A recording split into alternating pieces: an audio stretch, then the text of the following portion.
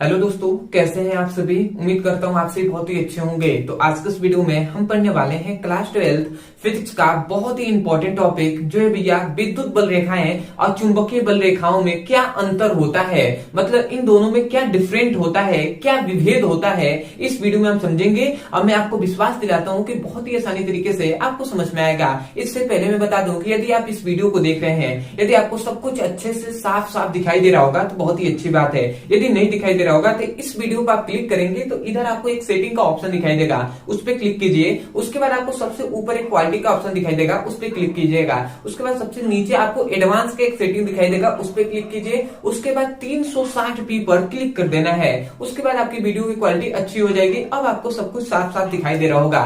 तो चलिए दोस्तों, अपने टॉपिक को शुरू करते हैं। तो यहाँ पे हमने लिख दिया है भैया विद्युत बल रेखाएं, ठीक है। और यहाँ पे हमने लिख दिया है चुंबकीय बल रेखाएं। वैसे हम इन दोनों को, दोनों टॉपिक है, एक है विद्युत बल रेखाएं और चुंबकीय बल रेखाएं, ये क्या होती हैं, इनका परिभाषा क्या होता है, इनका गुण क्या होता है, ये हमने पूरा अच्छे से डिस्कस कर लिया है, ठीक है। तो अगर आप पढ़ना चाहते हैं कि विद्युत बल रेखाएं किसे कहते हैं, ठीक है, तो आप लिखिए विद्युत बल रेखाएं किसे कहते हैं ब्रदर सर, आपको वीडियो मिल जाएगा, वहां से उसकी पढ़ाई कर सकते हैं। या चुंबकीय बल रेखाएं ब्रदर सर, आपको वीडियो मिल जाएगा। इस प्रकार आप कोई भी टॉपिक को पढ़ सकते हैं। तो चलिए हम देख लेते हैं। तो सबसे पहला पॉइंट याद रखेंगे भैया, जो विद्युत बल रेखाएं होती हैं वो खुला वक्र बनाती हैं। क्या भैया? खुला वक्र बनाती हैं। इसलिए हमने लिखा है कि विद्युत बल रेखाएं खुला वक्र बनाती हैं, ठीक है। जबकि चुंबकीय बल रेखाएं बंद वक्र बनाती हैं। चुंबकीय बल रेखाएं क्या भैया? बंद वक्र बनाती हैं। ये पहला डिफरेंट है और ये सबसे महत्वपूर्ण डिफरेंट है, सबसे महत्वपूर्ण। यही दोनों में अंतर होता है कि जो क्या होता है भैया, मुख्यतः कि विद्युत बल रेखाएं क्या बनाती हैं भैया? खुला वक्र बनाती हैं और चुंबकीय बल रेखाएं बंद वक्र बनाती हैं, ठीक है। अब आता है दूसरा।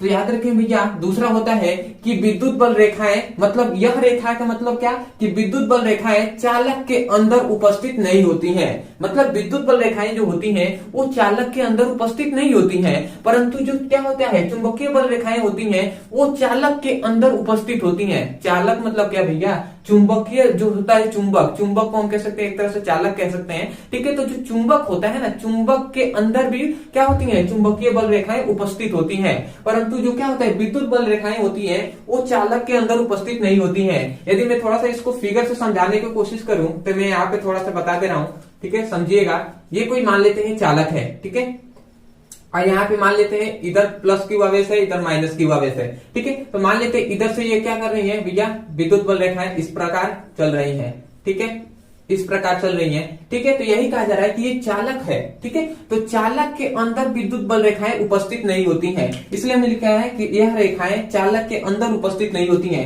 देख रहे हैं ना, पूरी तरीके से बाहर है, ठीक है। परंतु चुंबकीय बल रेखाएं होती हैं वो चुंबक के अंदर भी उपस्थित होती हैं। जैसे मैं बताऊं तो मान लेते हैं ये कोई चुंबक है, समझिएगा, ये कोई चुंबक है, ठीक है। तो इसका चुंबक का ये एन ध्रुव है, ठीक है, ये नॉर्थ और ये साउथ, मतलब ये उत्तरी ध्रुव है, ये दक्षिणी ध्रुव है। तो चुंबक में याद रखेंगे भैया कि उत्तर से दक्षिण की ओर क्या होता है भैया? चुंबकीय बल रेखाएं गति करती हैं, ठीक है, इस प्रकार, ठीक है। तो ये गति कर रही हैं। उसके बाद देखिए, जब बाहर गति करेंगी ना, बाहर जब चुंबकीय बल रेखाएं जाएंगी तो वो क्या करेंगी? उत्तर से दक्षिण की ओर जाएंगी। अब पुनः दक्षिण से जब इधर आएंगी ना, उत्तर की ओर, मतलब एस से एन की ओर आएंगी, तो ये चुंबक के अंदर क्या, मतलब चुंबक के बाहर उत्तरी ध्रुव से दक्षिणी ध्रुव की ओर गति करती हैं और चुंबक के अंदर दक्षिणी ध्रुव से उत्तरी ध्रुव की ओर गति करती हैं। तो इसलिए हम कह रहे हैं कि चुंबकीय बल रेखाएं क्या होती हैं? अंदर भी उपस्थित होती हैं। बाहर तो होती ही हैं परंतु अंदर भी उपस्थित होती हैं। तो आशा करते हैं आप समझ गए होंगे कि चुंबकीय बल रेखाएं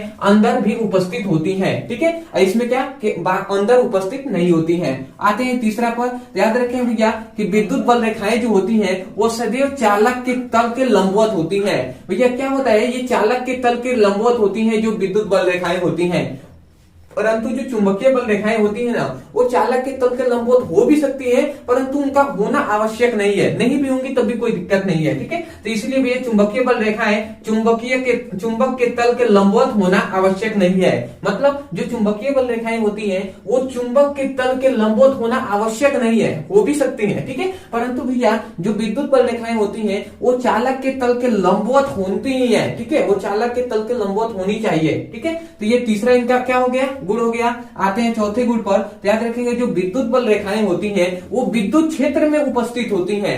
भैया विद्युत बल रेखाएं विद्युत क्षेत्र में उपस्थित होती हैं, और जो क्या होता है चुंबकीय बल रेखाएं होती हैं वो चुंबकीय क्षेत्र में उपस्थित होती हैं। इसलिए हमने लिखा है चुंबकीय बल रेखाएं चुंबकीय क्षेत्र में उपस्थित होती हैं। जब भैया विद्युत बल रेखाएं विद्युत बल रेखाएं होती हैं विद्युत क्षेत्र में उपस्थित होती हैं।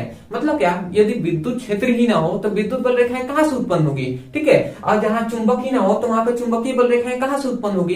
तो ये तो बात मतलब ऐसे तो हम कह ही सकते हैं ना कि जो क्या होती है विद्युत बल रेखाएं होती हैं वो विद्युत क्षेत्र में ही उपस्थित होती हैं, और चुंबकीय बल रेखाएं वो चुंबकीय क्षेत्र में ही उपस्थित होती हैं। तो ये बेसिक है, इतना तो आप जानते ही होंगे, ठीक है। आते हैं अंतिम पे, तो याद रखें भैया विद्युत बल रेखाएं जो होती हैं वो धनावेश से प्रारंभ होकर क्या होती है भैया ऋण आवेश पर समाप्त होती हैं।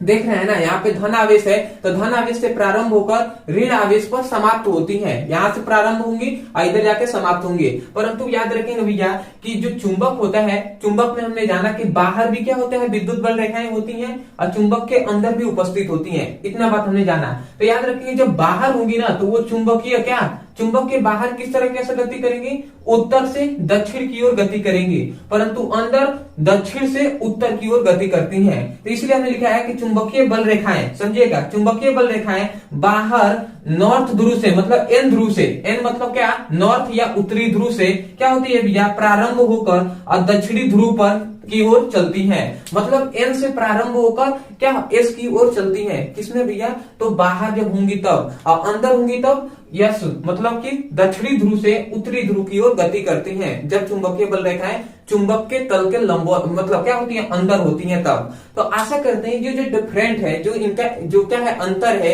या अंतर को हम विभेद भी कह सकते हैं, तो इनका जो विभेद है या अंतर है वो आपको बेहतरीन तरीके से समझ में आ गया होगा। तो मैं यही कहूंगा यदि आपको समझ में आया है तो सबसे पहले तो सपोर्ट करने के लिए चैनल को सब्सक्राइब कर दीजिएगा, वीडियो को लाइक कर दीजिएगा, हो सके तो कमेंट सेक्शन में जरूर बताइएगा कि आपको वीडियो कैसा लगा। अदरवाइज बहुत से ऐसे स्टूडेंट हैं जो चाहते हैं भैया कि क्लास 10th हो या क्लास 12th हो, फिजिक्स केमिस्ट्री का ऑल इंपॉर्टेंट टॉपिक, जो भी इंपॉर्टेंट टॉपिक है वो अभी हम करा रहे हैं, तो आप जाकर प्ले लिस्ट पढ़ सकते हैं।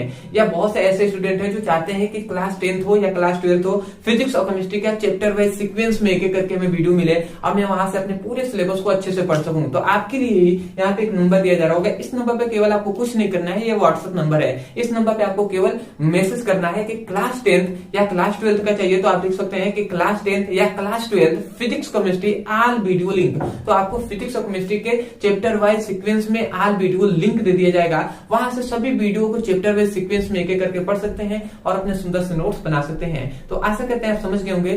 तो चलिए दोस्तों, आज के लिए इतना ही, मिलते हैं एक नए टॉपिक के साथ, तब तक के लिए धन्यवाद। जय हिंद, जय भारत।